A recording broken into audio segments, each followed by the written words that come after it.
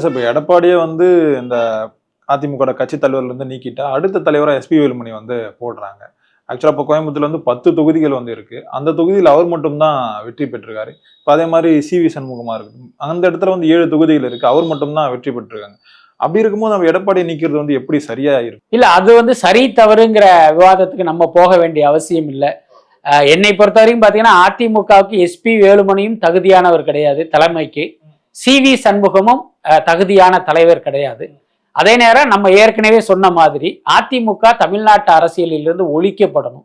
அப்ப சி.வி. சண்முகம் போன்ற பல நற்குணங்களை கொண்ட அவர் வந்து தலைவரா வர்றதுதான் அதிமுக சீக்கிரம் அழிவதற்கு ஒரு வாய்ப்பையும் ஏற்படுத்தும் நினைக்கிறேன்.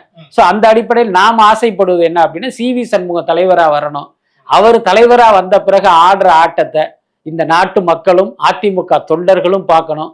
அதன் மூலமாக அதிமுக ஒரு அழிவு பாதையை நோக்கி செல்லணும் அப்படிங்கிறது தான் நம்முடைய விருப்பம். அதிமுக வந்து இந்த அளவுக்கு ஒரு தோல்வியை சந்திச்சிருந்தாலும் அவங்களுக்காக வந்து 20% ஓட் பேங்க் வந்து இருக்கு சார். இப்போ வரும் தேர்தல் வந்து அது அப்படியே வந்து தாவேக்காக வந்து போகும்ன்ற வந்து நினைப்பு சொல்றாங்க. நிச்சயமாக அதிமுகவுடைய வாக்கு வங்கிங்கிறது எதிர்காலத்தில் இப்படி இருக்காது. ஏன்னா ஒவ்வொரு தேர்தலையும் அது ஒரு சரிவை நோக்கி தான் போகும். அது கண்டிப்பாக தாவேக்காவை நோக்கி செல்வதற்கு தான் அதிக வாய்ப்பு இருக்கு. அதுக்கு என்ன காரணம் நம்ம ஏற்கனவே சொன்னோம்.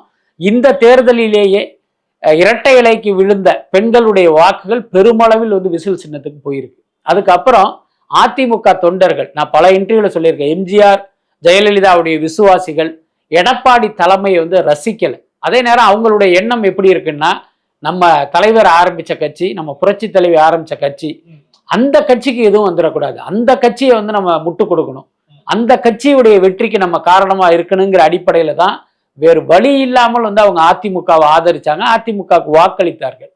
எதிர்காலத்தில் இந்த மாதிரி இருக்காது. இப்ப நான் சொல்றேனே, எடப்பாடி தலைமையே அதிமுக தொண்டர்கள் விரும்பல, ஏற்கல, ரசிக்கல. சி.வி. சண்முகம்லாம் தலைவரானா என்ன ஆகுன்னு பாருங்க. ஒவ்வொரு அதிமுக தொண்டரும் செவத்துல போய் மண்டையில மடையர் முட்டிக்குவோம்.